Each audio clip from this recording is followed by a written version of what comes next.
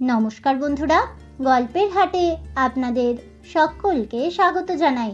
বন্ধুরা, গল্পের হাটে আমার আজকের নিবেদন বিশ্বকবি রবীন্দ্রনাথ ঠাকুরের রচিত গল্প তপস্বিনী। গল্পটি শুনে ভালো লাগলে অবশ্যই ভিডিওটি লাইক, কমেন্ট, শেয়ার আর আমার চ্যানেলটিকে সাবস্ক্রাইব করে দেবেন। তাহলে চলুন বন্ধুরা, গল্পটি শুরু করা যাক।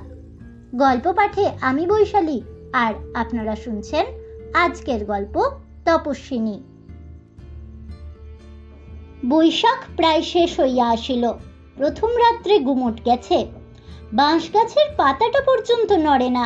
আকাশের তারাগুলো যেন মাথা ধরার বেদনার মতো দপদপ করিতেছে। রাত্রে 3টের সময় ঝিরঝির করিয়া একটুখানি বাতাস উঠিল।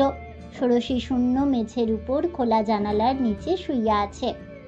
একটা কাপড়ে মোড়া টিনের বাক্স তার মাথার বালিশ, বেশ বোঝা যায়। খুব উৎসাহের সঙ্গে সে কৃচ্ছ সাধন করিতেছে।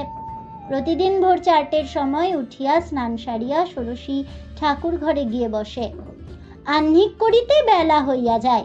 তারপরে বিদ্যারত্ন মশাই আসেন। সেই ঘরে বসিয়াই তাঁর কাছে সে গীতা পড়ে। সংস্কৃত সে কিছু কিছু শিখিয়াছে। শঙ্করের বেদান্ত ভাষ্য এবং পাতঞ্জল দর্শন মূল গ্রন্থ হইতে পড়িবে, এই তার পণ। বয়স তার 23 হইবে। ঘরকন্যার কাজ হইতে ষোড়শী অনেকটা তফাৎ থাকে। সেটা যে কেন সম্ভব হইল তার কারণটা লইয়াই এই গল্প। নামের সঙ্গে মাখনবাবুর স্বভাবের কোনো সাদৃশ্য ছিল না। তার মন গলানো বড় শক্ত ছিল। তিনি ঠিক করিয়াছিলেন, যতদিন তার ছেলে বড়দা অন্তত বিয়ে পাশ না করে ততদিন তার বৌমার কাছ হইতে সে দূরে থাকিবে। অথচ পড়াশোনাটা বড়দার ঠিক ধাতে মেলে না। সে মানুষটি শৌখিন। জীবন নিকুঞ্জের মধু সঞ্চয়ের সম্বন্ধে মৌমাছির সঙ্গে তার মেজাজটা মেলে, কিন্তু মৌচাকের পালায় যে পরিশ্রমের দরকার সেটা তার একেবারেই সয় না। বড় আশা করিয়াছিল, বিবাহের পর হইতে গোঁফে তা দিয়া সে বেশ একটু আরামে থাকিবে এবং সেই সঙ্গে সঙ্গে সিগারেটগুলো সদরেই ফুঁকিবার সময় আসিবে। কিন্তু কপালক্রমে বিবাহের পরে তার মঙ্গল সাধনের ইচ্ছা তার বাপের মনে আরো বেশি প্রবল হইয়া উঠিল। স্কুলের পণ্ডিত মশাই বড়দার নাম দিয়াছিলেন গৌতম মুনি। বলা বাহুল্য, সেটা বড়দার ব্রহ্মতেজ দেখিয়া নয়। কোনো প্রশ্নের সে জবাব দিত না বলিয়াই তাকে তিনি মুনি বলিতেন, এবং যখন জবাব দিত তখন তার মধ্যে এমন কিছু গব্য পদার্থ পাওয়া যাইত যাতে পণ্ডিত মশাইয়ের মতে তার গৌতম উপাধি সার্থক হইয়াছিল। মাখন হেডমাস্টারের কাছে সন্ধান লইয়া জানিলেন, স্কুল এবং ঘরের শিক্ষক এইরূপ বড় বড় 2 ইঞ্জিন আগে পিছে জুড়িয়া দিলে তবে বড়দার সদ্গতি হইতে পারে। অধম ছেলেদের যারা পরীক্ষা সাগর তরাইয়া দিয়া থাকেন, এমন সব নামজাদা মাস্টার রাত্রি 10টা, 10:30 পর্যন্ত বড়দার সঙ্গে লাগিয়া রহিলেন।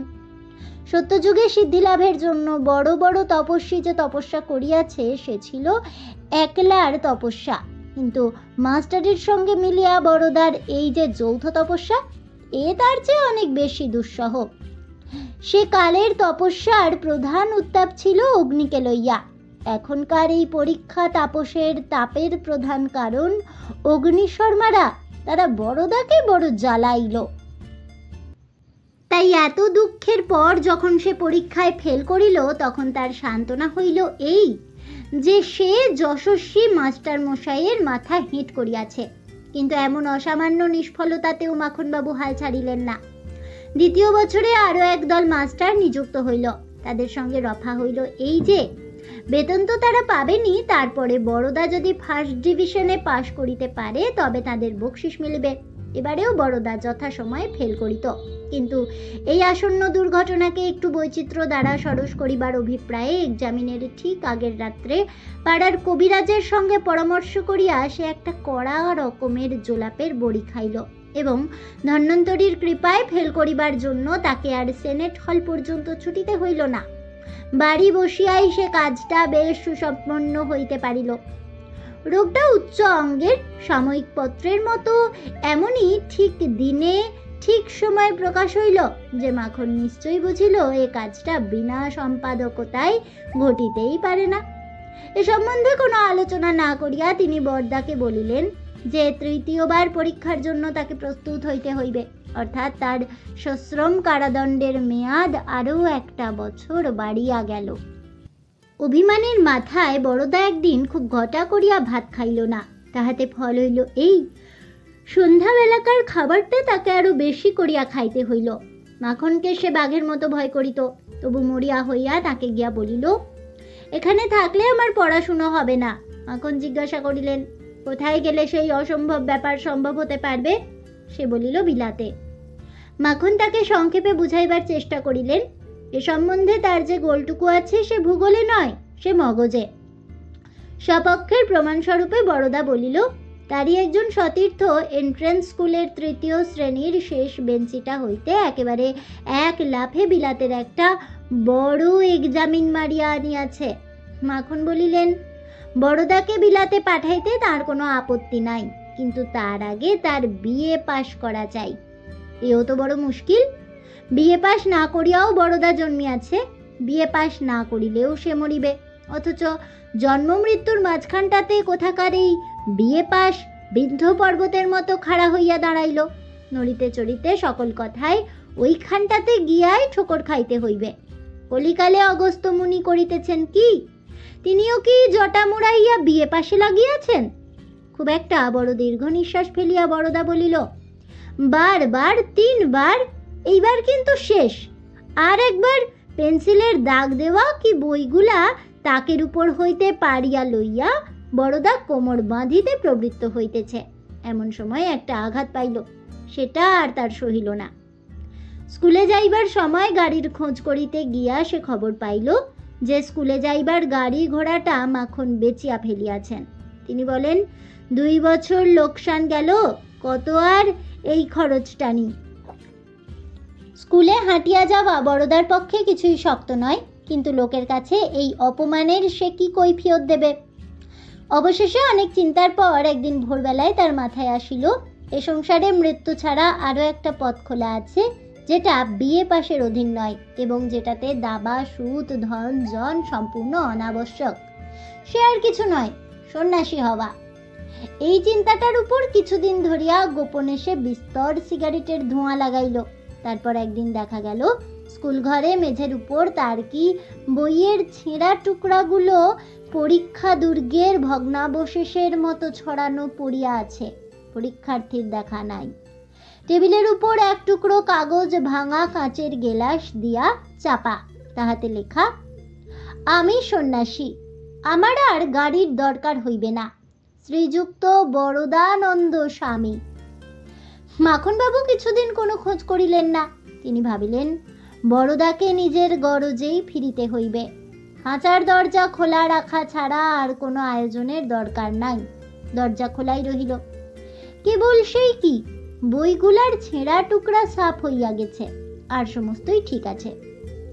ঘরের কোণে সেই জলের কুঁজার উপরে ভাঙা কানা গেলাসটা উপুর করা, তেলের দাগে মলিন চৌকিটার আসনের জায়গায় ছারপোকার উৎপাত ও জীর্ণতার ত্রুটি মোচনের জন্য একটা পুরাতন অ্যাটলাসের মলাট পাতা, একধারে একটা শূন্য প্যাক বাক্সের উপর একটা টিনের তোরঙ্গে বড়দার নাম আঁকা, দেয়ালের গায়ে তাকের উপর একটা মলাট ছেঁড়া ইংরেজি বাংলা ডিকশনারি, হরপ্রসাদ শাস্ত্রীর ভারতবর্ষের ইতিহাসের কতকগুলা পাতা এবং মলাটে রানী ভিক্টোরিয়ার মুখ আঁকা অনেকগুলো এক্সারসাইজ বই।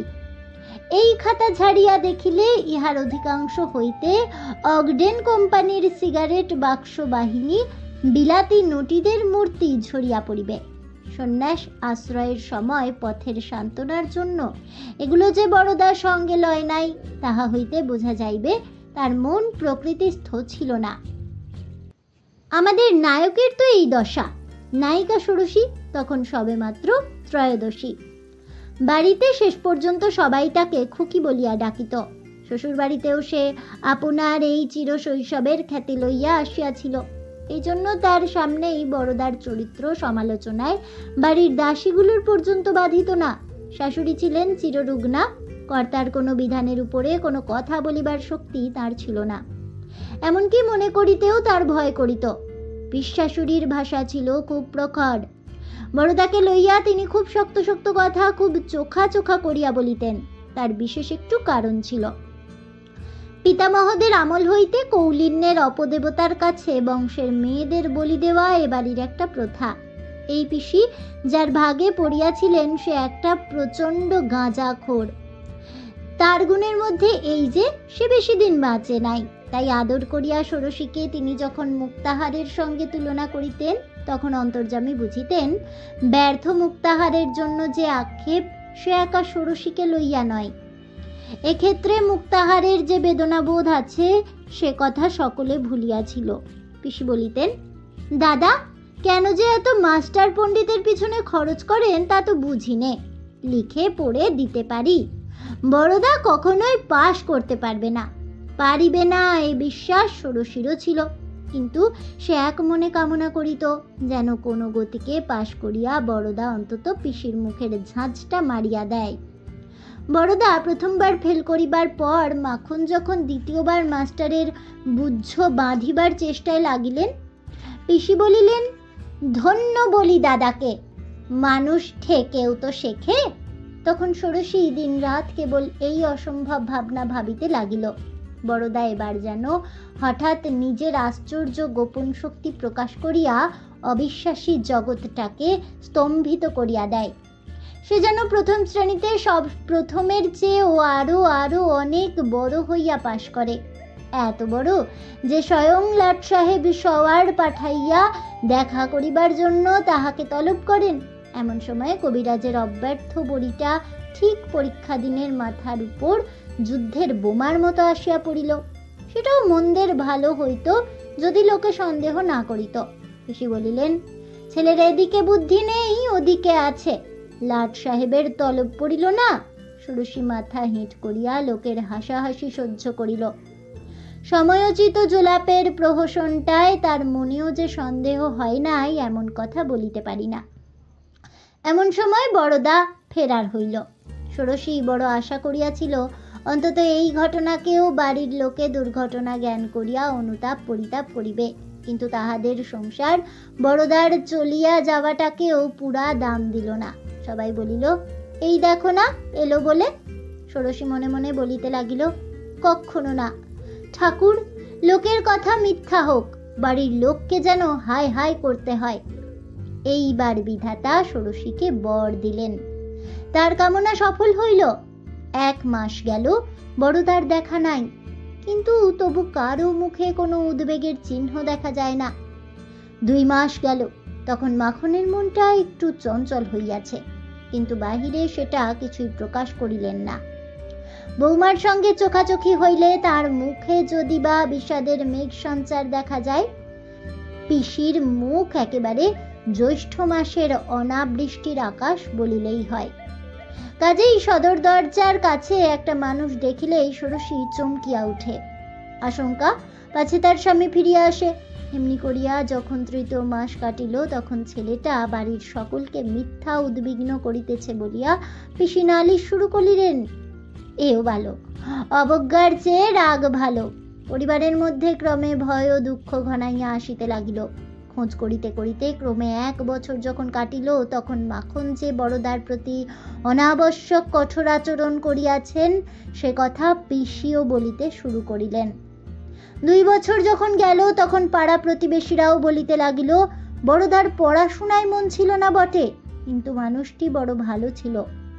বড়দার অনর্দর্শন কাল যতই দীর্ঘ হইল ততই তার স্বভাব যে অত্যন্ত নির্মল ছিল, এমনকি সে যে তামাকটা পর্যন্ত খাইত না, এই অন্ধবিশ্বাস পাড়ার লোকের মনে বদ্ধমূল হইতে লাগিল।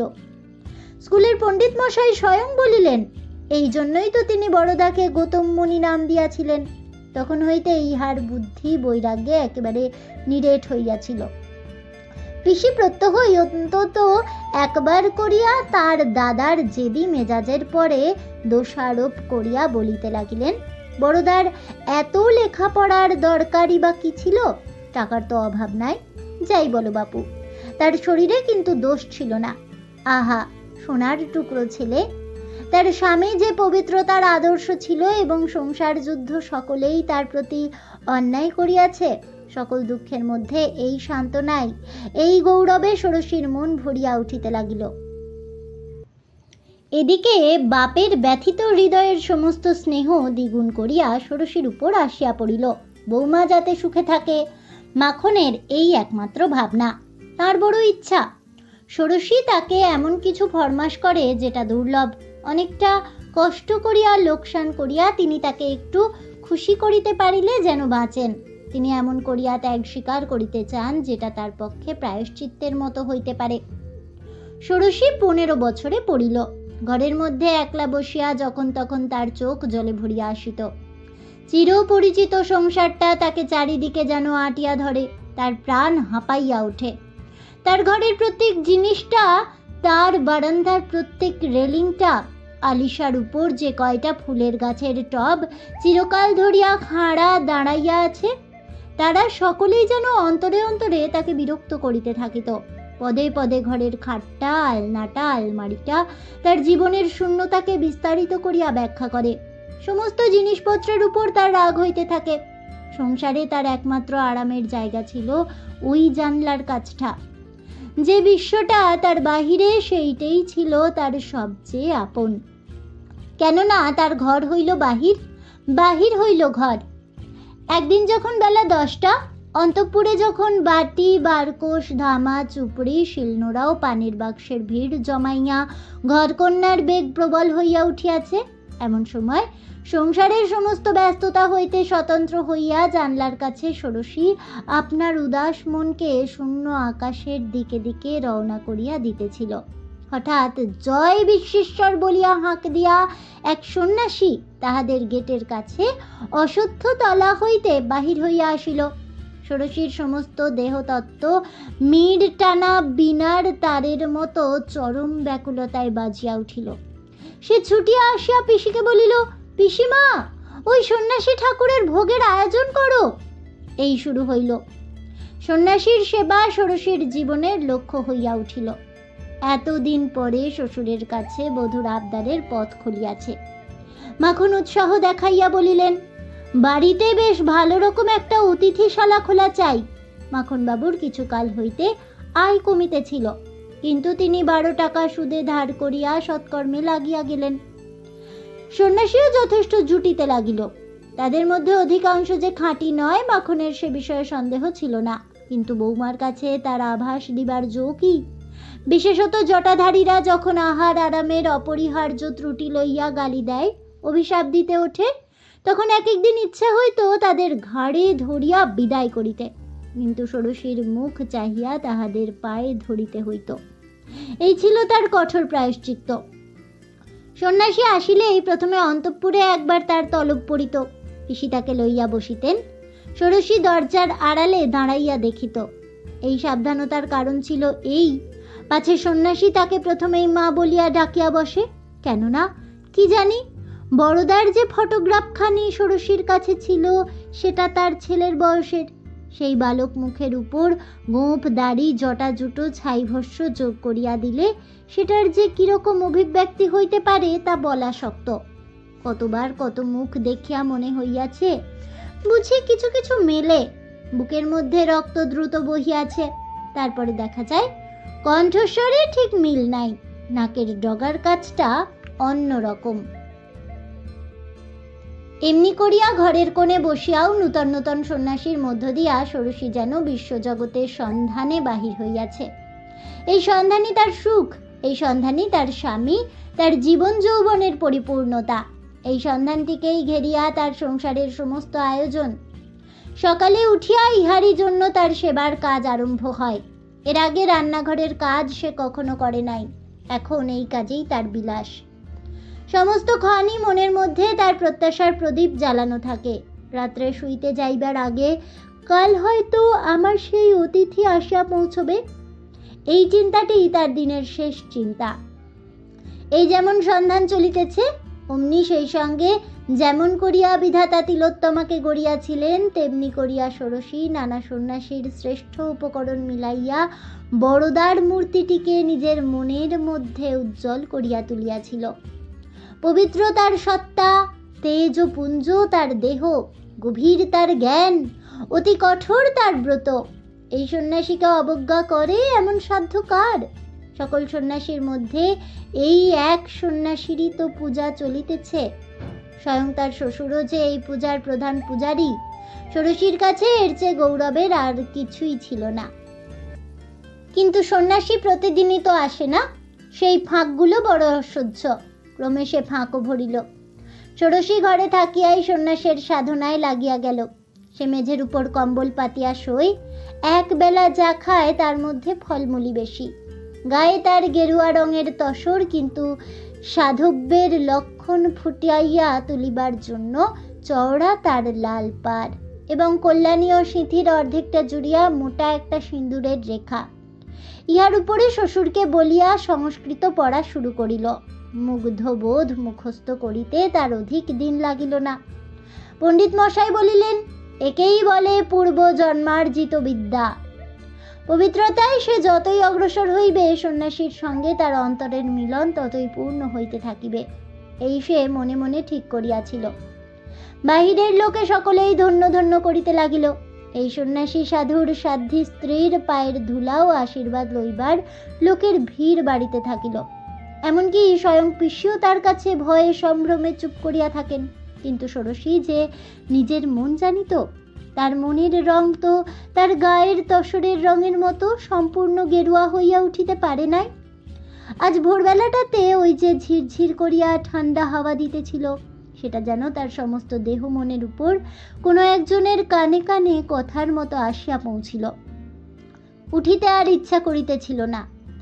জোর করিয়া উঠিল, জোর করিয়া কাজ করিতে গেল। ইচ্ছা করিতেছিল জানালার কাছে বসিয়া তার মনের দূর দিগন্ত হইতে যে বাঁশির সুর আসিতেছে সেইটি চুপ করিয়া শোনে। এক একদিন তার সমস্ত মন যেন অতি চেতন হইয়া ওঠে। রৌদ্রে নারিকেলের পাতাগুলো ঝিলমিল করে, সে যেন তার বুকের মধ্যে কথা কহিতে থাকে। পণ্ডিত মশাই গীতা পড়িয়া ব্যাখ্যা করিতেছেন, সেটা ব্যর্থ হইয়া যায়। অথচ সেই সময়ে তার জানালার বাহিরের বাগানে শুকনো পাতার উপর দিয়া যখন কাঠবিড়ালি খসখস করিয়া গেল, বহুদূর আকাশে হৃদয় ভেদ করিয়া চিলের একটা তীক্ষ্ণ ডাক আসিয়া পৌঁছিল। ক্ষণে ক্ষণে পুকুর পাড়ের রাস্তা দিয়া গরুর গাড়ি চলার একটা ক্লান্ত শব্দ বাতাসকে আবিষ্ট করিল। এই সমস্তই তার মনকে স্পর্শ করিয়া অকারণে ব্যাকুল করে। একে তো কিছুতেই বৈরাগ্যের লক্ষণ বলা যায় না, যে বিস্তীর্ণ জগৎটা তপ্ত প্রাণের জগৎ, পিতামহ ব্রহ্মার রক্তের উত্তাপ হইতেই যার আদিম বাষ্প আকাশকে ছাইয়া ফেলিয়েছিল, যা তার চতুর্মুখের বেদ বেদান্ত উচ্চারণের অনেক পূর্বের সৃষ্টি, যার রঙের সঙ্গে ধ্বনির সঙ্গে গন্ধের সঙ্গে সমস্ত জীবের নাড়িতে নাড়িতে বোঝাপড়া হইয়া গেছে, তারই ছোট বড় হাজার হাজার দূত জীব হৃদয়ের খাস মহলে আনাগোনার গোপন পথটা জানে। ষোড়শী তো কৃচ্ছ সাধনের কাঁটা গাড়িয়া আজও সে পথ বন্ধ করিতে পারিল না। কাজেই গেরুয়া রঙকে আরো ঘন করিয়া গুলিতে হইবে। ষোড়শী পণ্ডিত মশাইকে ধরিয়া পড়িল। আমাকে যোগাসনের প্রণালী বলিয়া দিন। পণ্ডিত বলিলেন, মা, তোমার তো এ সকল পন্থায় প্রয়োজন নাই। সিদ্ধি তো পাকা আমলকির মতো আপনি তোমার হাতে আসিয়া পৌঁছিয়াছে। তার পূর্ণ প্রভাব লইয়া চারিদিকে লোকে বিস্ময় প্রকাশ করিয়া থাকে। ইহাতে ষোড়শীর মনে একটা স্তবের নেশা জমিয়া গেছে। এমন একদিন ছিল, বাড়ির ঝি চাকর পর্যন্ত তাকে কৃপাপাত্রী বলিয়া মনে করিয়াছে। তাই আজ যখন তাকে পুণ্যবতী বলিয়া সকলে ধন্য ধন্য করিতে লাগিল, তখন তার বহুদিনের গৌরবের তৃষ্ণা মিটিবার সুযোগ হইল। সিদ্ধি যে সে পাইয়াছে এ কথা অস্বীকার করিতে তার মুখে বাধে। তাই পণ্ডিত মশাইয়ের কাছে সে চুপ করিয়া রহিল। মাখনের কাছে ষোড়শী আসিয়া বলিল, বাবা, আমি কার কাছে প্রাণায়াম অভ্যাস করিতে শিখি বলো তো? মাখন বলিলেন, সেটা না শিখিলেও তো বিশেষ অসুবিধা দেখি না। তুমি যত দূরে গেছো সেইখানেই তোমার নাগাল কজন লোকে পায়। তা হোক, প্রাণায়াম অভ্যাস করিতেই হইবে। এমনই দুর্দৈব যে মানুষও জুটিয়া গেল। মাখনের বিশ্বাস ছিল, আধুনিক কালের অধিকাংশ বাঙালি মোটামুটি তাঁরই মতো, অর্থাৎ খায় দায় ঘুমায় এবং পরের কুৎসা ঘটিত ব্যাপার ছাড়া জগতে আর কোনো অসম্ভবকে বিশ্বাস করে না।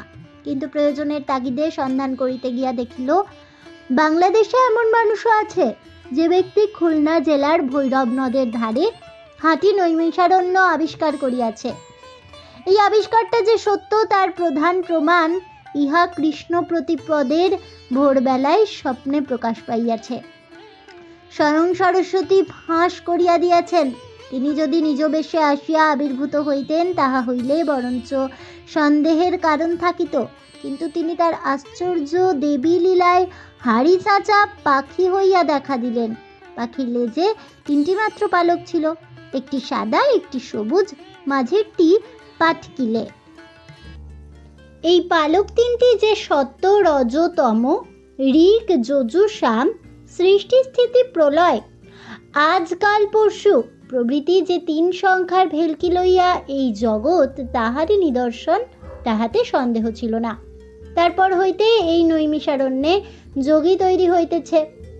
2 জন MSc ক্লাসের ছেলে কলেজ ছাড়িয়া যেখানে যোগ অভ্যাস করেন, একজন সাবজজ তাঁর সমস্ত পেনশন এই নৈমিষারণ্য ফান্ডে উৎসর্গ করিয়াছেন এবং তাহার পিতৃমাতৃহীন ভাগ্নেটিকে এখানকার যোগী ব্রহ্মচারীদের সেবার জন্য নিযুক্ত করিয়া দিয়া মনে আশ্চর্য শান্তি পাইয়াছেন। এই নৈমিষারণ্য হইতে ষোড়শীর জন্য যোগ অভ্যাসের শিক্ষক পাওয়া গেল।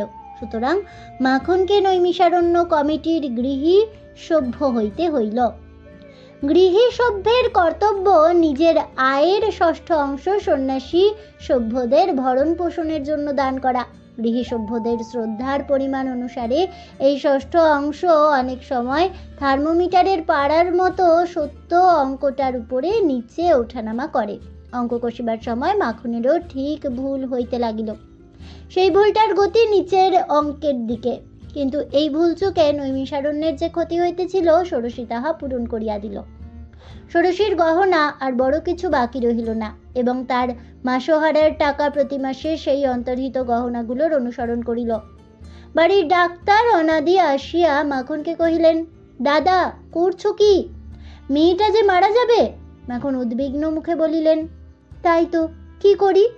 ষোড়শীর কাছে তাঁর আর সাহস নাই। এমন সময় অত্যন্ত মৃদু স্বরে তাকে আসিয়া বলিলেন, মা, এত অনিয়মে কি তোমার শরীর টিকবে? ষোড়শী একটুখানি হাসিল। তার মর্মার্থ এই, এমন সকল বৃথা উদ্বেগ সংসারী বিষয়ে লোকেরই যোগ্য বটে। বড়দা চলিয়া যাওয়ার পরে 12 বৎসর পার হইয়া গেছে। এখন ষোড়শীর বয়স 25। একদিন ষোড়শী তার যোগী শিক্ষককে জিজ্ঞাসা করিল, বাবা, আমার স্বামী জীবিত আছেন কিনা তা আমি কেমন করে জানব? যোগী প্রায় 10 মিনিট কাল স্তব্ধ হইয়া চোখ বুজিয়া রহিলেন। তারপরে চোখ খুলিয়া বলিলেন, জীবিত আছেন? কেমন করে জানলেন? সে কথা এখনো তুমি বুঝবে না, কিন্তু এটা নিশ্চয়ই জেনো, স্ত্রীলোক হয়েও সাধনার পথে তুমি যে এত দূর অগ্রসর হয়েছ সে কেবল তোমার স্বামীর অসামান্য তপবলে। তিনি দূরে থেকেও তোমাকে সহধর্মিণী করে নিয়েছেন। ষোড়শীর শরীর মন পুলকিত হইয়া উঠিল। নিজের সম্বন্ধে তার মনে হইল ঠিক যেন শিব তপস্যা করিতেছেন আর পার্বতী পদ্মবীজের মালা জপিতে জপিতে তার জন্য অপেক্ষা করিয়া আছেন। ষোড়শী আবার জিজ্ঞাসা করিল, তিনি কোথায় আছেন তা কি জানতে পারি? যোগী ঈষৎহাস্য করিলেন। তারপরে বলিলেন, একখানা আয়না নিয়ে এসো। ষোড়শী আয়না আনিয়া যোগীর নির্দেশ মতো তাহার দিকে তাকাইয়া রহিল। আধ ঘন্টা গেলে যোগী জিজ্ঞাসা করিলেন, কিছু দেখতে পাচ্ছ? ষোড়শী দ্বিধার স্বরে কহিল, হ্যাঁ, যেন কিছু দেখা যাচ্ছে, কিন্তু সেটা যে কি তা স্পষ্ট বুঝতে পারছি নে। সাদা কিছু দেখছো কি? সাদাই তো বটে, যেন পাহাড়ের উপর বরফের মতো। নিশ্চয়ই বরফ, কখনো পাহাড় তো দেখিনি, তাই এতক্ষণ ঝাপসা ঠেকছিল। এইরূপ আশ্চর্য উপায়ে ক্রমে ক্রমে দেখা গেল বরদা হিমালয়ের অতি দুর্গম জায়গায় লংচু পাহাড়ের বরফের উপর অনাবৃত দেহে বসিয়া আছেন। সেখান হইতে তপস্যার তেজ ষোড়শীকে আসিয়া স্পর্শ করিতেছে। এই এক আশ্চর্য কাণ্ড। সেদিন ঘরের মধ্যে একলা বসিয়া ষোড়শীর সমস্ত শরীর কাঁপিয়া কাঁপিয়া উঠিতে লাগিল। তার স্বামীর তপস্যা যে তাকে দিনরাত ঘেরিয়া আছে, স্বামী কাছে থাকিলে মাঝে মাঝে যে বিচ্ছেদ ঘটিতে পারিত, সে বিচ্ছেদও যে তার নাই, এই আনন্দে তার মন ভরিয়া উঠিল। তার মনে হইল সাধনা আরো অনেক বেশি কঠোর হওয়া চাই। এতদিন এবং পৌষ মাসটাতে যে কম্বল সে গায়ে দিতেছিল, এখনই সেটা ফেলিয়া দিতেই শীতে তার গায়ে কাঁটা দিয়া উঠিল। ষোড়শীর মনে হইল সেই লংচু পাহাড়ের হাওয়া তার গায়ে আসিয়া লাগিতেছে। হাত জোর করিয়া চোখ বুজিয়া সে বসিয়া রহিল। চোখের কোণ দিয়া অজস্র জল পড়িতে লাগিল। সেই দিনই মধ্যাহ্নে আহারের পর মাখন ষোড়শীকে তার ঘরে ডাকিয়া আনিয়া বড়ই সংকোচের সঙ্গে বলিলেন, মা, এতদিন তোমার কাছে বলিনি, ভেবেছিলুম দরকার হবে না, কিন্তু আর চলছে না। আমার সম্পত্তির চেয়ে আমার দেনা অনেক বেড়েছে। কোন দিন আমার বিষয় ক্রোক করে বলা যায় না। ষোড়শীর মুখ আনন্দে দীপ্ত হইয়া উঠিল। তার মনে সন্দেহ রহিল না যে এ সমস্তই তার স্বামীর কাজ। তার স্বামী তাকে পূর্ণভাবে আপন সহধর্মিণী করিতেছেন। বিষয়ের যেটুকু ব্যবধান মাঝে ছিল সেও বুঝি এবারে ঘুচাইলেন। কেবল উত্তরে হাওয়া নয়, এই যে দেনা, এও সেই লংচু পাহাড় হইতে আসিয়া পৌঁছিতেছে। এ তার স্বামীরই দক্ষিণ হাতের স্পর্শ। সে হাসি মুখে বলিল, ভয় কি বাবা? মাখন বলিলেন, আমরা দাঁড়াই কোথায়? ষোড়শী বলিল, নৈমিষারণ্যে চালা মেধে থাকব। মাখন বুঝিলেন ইহার সঙ্গে বিষয়ের আলোচনা বৃথা। তিনি বাহিরের ঘরে বসিয়া চুপ করিয়া তামাক টানিতে লাগিলেন। এমন সময়ে মোটর গাড়ি দরজার কাছে আসিয়া থামিল। সাহেবী কাপড় পরা এক যুবা টপ করিয়া লাফাইয়া নামিয়া মাখনের ঘরে আসিয়া একটা অত্যন্ত অসম্পূর্ণ ভাবের নমস্কারের চেষ্টা করিয়া বলিল, চিনতে পারছেন না? এ কি বড়দা নাকি? বড়দা জাহাজের লস্কর হইয়া আমেরিকায় গিয়াছিল। 12 বৎসর পরে সে আজ কোনো এক কাপড় কাঁচা কল কোম্পানির ভ্রমণকারী এজেন্ট হইয়া ফিরিয়াছে। বাপকে বলিল, আপনার যদি কাপড় কাঁচা কলের দরকার থাকে খুব সস্তায় করে দিতে পারি, বলিয়া ছবি আঁকা ক্যাটালগ পকেট হইতে বাহির করিল। তাহলে বন্ধুরা, আমার আজকের এই গল্পটি শুনে কেমন লাগলো অবশ্যই আমাকে কমেন্টে জানাবেন। ভিডিওটি ভালো লেগে থাকলে লাইক শেয়ার করতে ভুলবেন না। আমার চ্যানেলের নতুন বন্ধু হয়ে থাকলে চ্যানেলটিকে সাবস্ক্রাইব করে দেবেন। পাশে থাকা বেল বাটনটি প্রেস করে রাখবেন নতুন ভিডিওর নোটিফিকেশন পাওয়ার জন্য। দেখা হচ্ছে পরের ভিডিওতে। ততক্ষণ সবাই ভালো থাকুন, সুস্থ থাকুন, আর অবশ্যই সঙ্গে থাকুন আর দেখতে থাকুন গল্পের হাট।